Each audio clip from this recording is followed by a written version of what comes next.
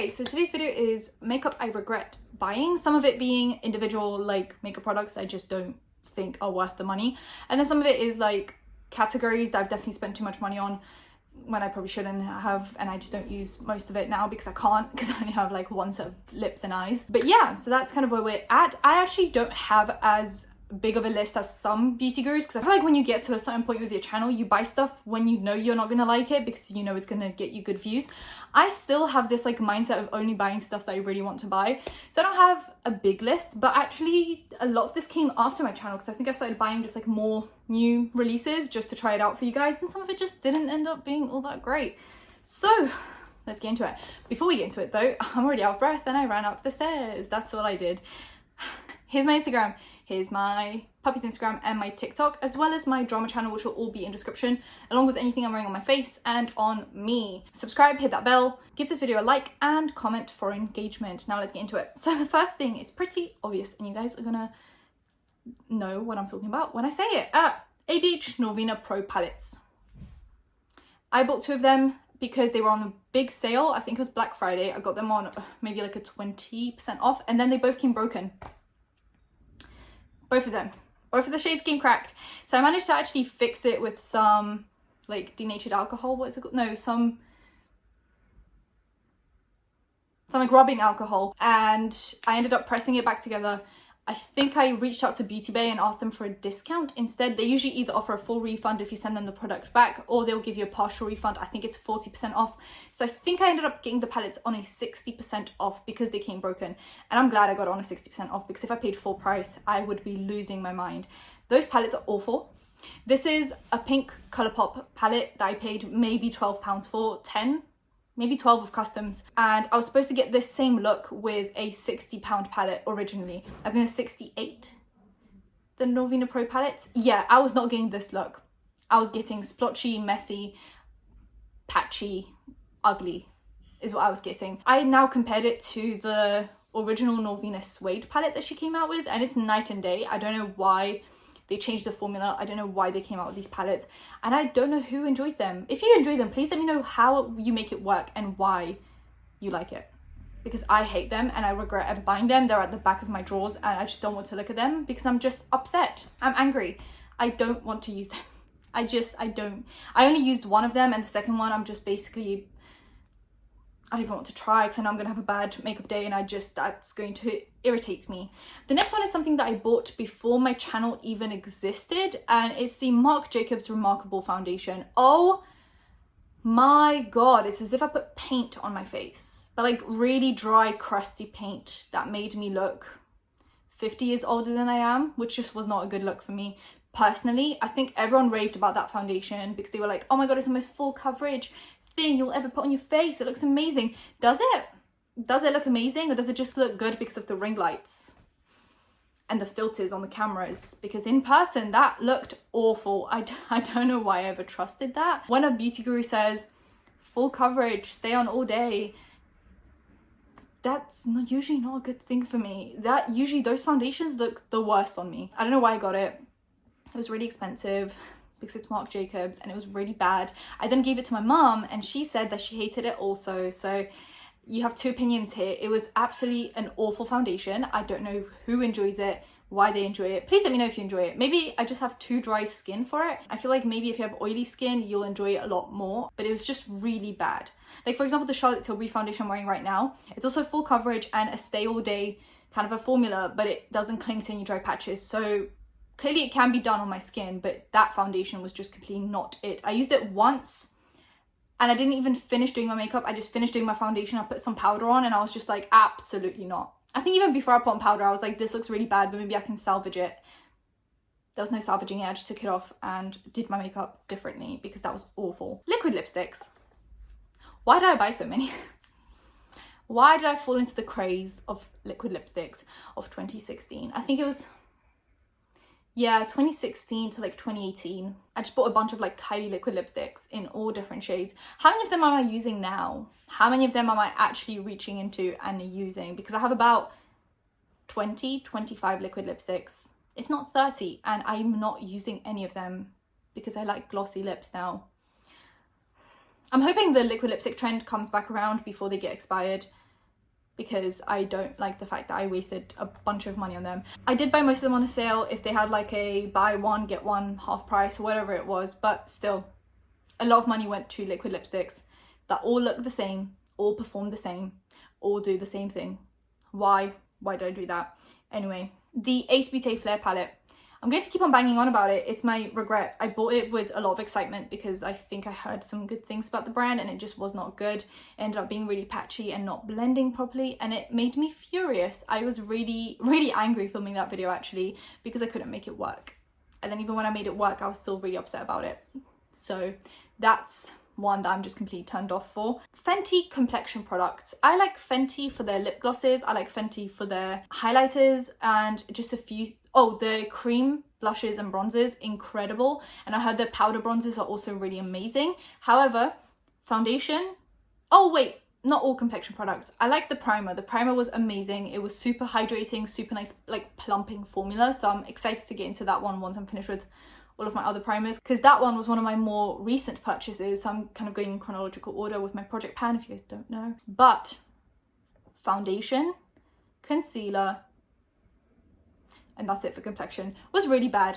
I didn't even bother buying the matte one because after my remarkable foundation fiasco, I knew not to do that to myself. So I didn't buy it, and I know a lot of people said if you have dry skin, just don't do it.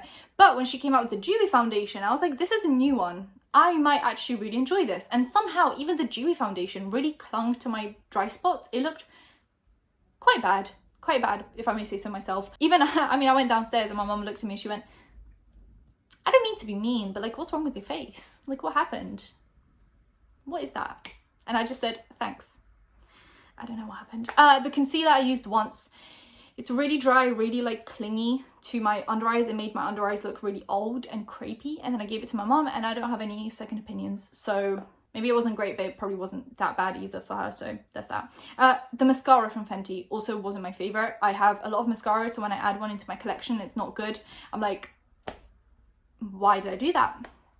Why would I add this other mascara to what you're supposed to keep mascaras open for like 3 months? If I don't enjoy it, I'm just going to throw it out or give it to someone else, because I just don't see the point of keeping it around for it to get expired and give me an eye infection. Nabla complexion products and a few other things. I feel like Nabla has been really hyped up on YouTube, mainly with smaller YouTubers, which I've been getting into recently, kind of more and more.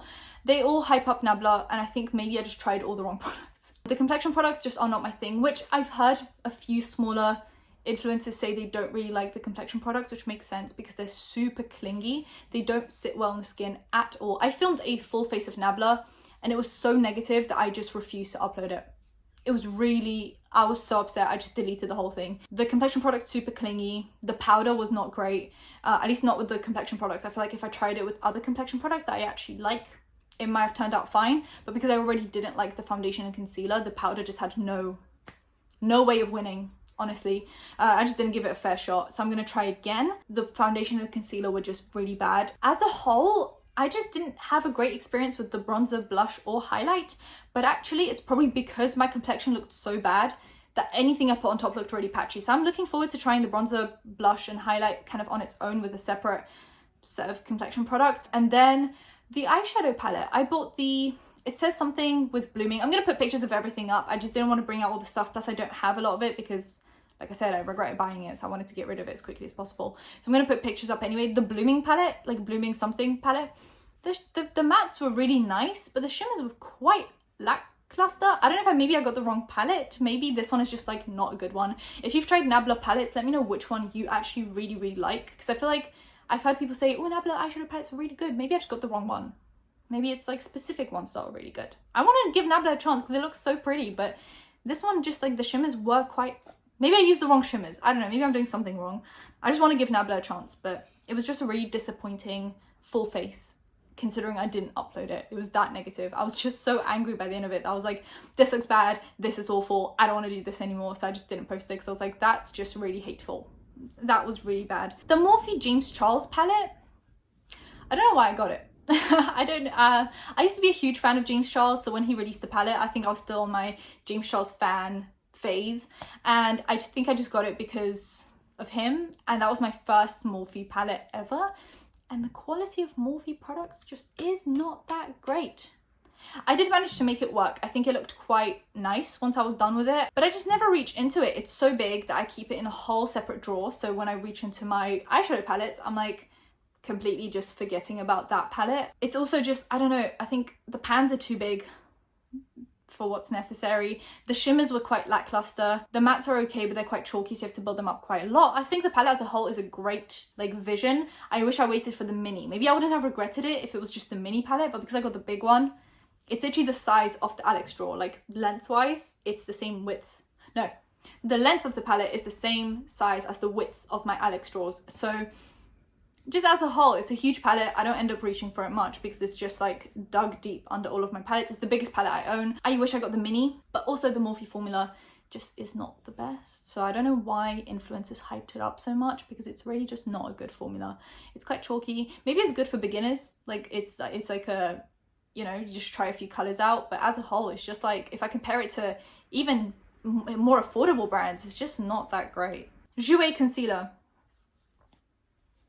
Trash. It's always on sale. I spoke about it in my recent brands are like makeup products are always on sale video. It's always on sale because it's really bad, and anyone that's ever bought it knows that it's really bad, so they're giving it a bad rating, and therefore it's always on sale. It's supposed to be high coverage and like super blendable, whatever. It's not blendable, not high coverage. It doesn't look good. I don't know why I got it. It was like, I already really enjoyed a few concealers and I was like, oh, let me try something new. That's what happens when you steer away from things that work for you. You get really subpar products. The Hourglass concealer. I think I liked it initially when I did my full face of Hourglass because it was high coverage, but it does dry down very quickly and it does make your eyes look a little bit crepey, so I never really went back to it. I also got a shade that was really stark white, so I wish I ended up getting one that was a little bit deeper for me because I don't like the stark white under eyes anymore. I think it's like a very 2016 Instagram look that I'm hoping we don't really go back into. Yeah, it wasn't the best concealer. I think I ended up using it maybe a handful of times after that video, and then I just gave it away because I clearly wasn't reaching for it. Then we have the Kylie eyeshadow palettes. I think I have four of them, and they're in the like 30 to 40 pound range, which is quite high end, and I think the quality is more comparable to Colourpop than anything. And I know there's been that like scandal for a while where is Colourpop and Kylie the same formula? Maybe, possibly. I think the packaging was always cute, but as a matter of fact, you can find most of those shade ranges in Colourpop for a quarter of the price. So as a whole, I think once you start comparing it to other formulas, it's just not worth the money. So I just wish I didn't invest in that, considering customs, duties, wait time, just not really worth the money in my opinion. The only thing that is worth the money from Kylie in my opinion is the lip liners, the concealers, and the high glosses. And the eye glazes, that's it. That's all I would say is actually worth the money. But the lip liners are actually a very similar formula to Colourpop. So high glosses, eye glazes, and concealers are quite nice. Two mini lip glosses, while we're on the topic of lip glosses. I just bought one yesterday. This one, it's really nice. It's the So Juicy Colourpop lip gloss that came out with the Cloud Spun collection recently. It's really nice. It's nice and minty and it feels good. But why do I have about 50 lip glosses? Can we just please talk about my addiction to lip glosses? They all look the same. If you have a pink lip gloss and a different pink lip gloss, they're both going to look like pink lip gloss. They're not going to be much different. Why do I keep on doing this to myself? And I say I'm going to stop buying them and then I continue to buy them. I need self-control first of all, so I just don't know why. And they expire before I'm like trying to use up all of my lip glosses now, and they are going to expire before I get to them. It's just embarrassing at this point. Anyway, I just regret buying that many lip glosses, and they're all quite expensive, so that's really nice. Huda complexion products. I did a full face of Huda Beauty, and the final look ended up looking actually quite nice. The complexion products, once kind of mixed with my face oils and stuff, they ended up looking quite okay, if I may say so myself. Like, I think the foundation ended up looking better the longer I wore it, which is usually not the case with foundations. Usually it's like they look good and then they start breaking apart. No, this one actually like gained some momentum as we went across the day. But when I first applied it, oh god, it didn't want to blend. You could see the stripe even when I started blending it. It was dry, it was patchy, it was clingy. I had to try and fix it with the concealer, which, shock horror, it was also really bad. So like I just put bad on top of bad. It was really like thick and not blendy. The only thing that salvaged it was then I put the Tantor on top, like the cream bronzer that she has, and that kind of fixed it. It hid whatever was happening with my face. Usually stick foundations have this thing where they're really long wearing and really full coverage. This one was just bad. It just was not either full coverage or long wearing. It was just not that great. I wish I waited with that video, because shortly after I filmed that video, the non-fragrance version of her liquid foundation came out, and I heard that one is really good. Like, it's really full coverage and really stays on. It's just everyone complained about the fragrance. So I just wish I didn't spend the money on it, because it's quite expensive. I think I've got the Huda stuff on a Black Friday discount, so it wasn't that bad, but still, like, if I paid full price for it, I'd be pretty upset about it, because the products just were not good at all. The foundation is just typical, like, 2016 full coverage, matte, crepey, dry, only looks good on camera with a ring light. Like, that's the kind of makeup we're talking about here. And I think that's actually it for all of my makeup regrets. That's all I regret. I regret buying too many lip glosses and liquid lipsticks, and other than that, it's just a few individual products that I hated with a burning passion. And that's it. Let me know what products you regret buying in the comment section down below. Give this video a thumbs up, subscribe, hit that bell, because I post videos whenever I think of something to do. And yeah, I'll see you in my next one. Bye guys.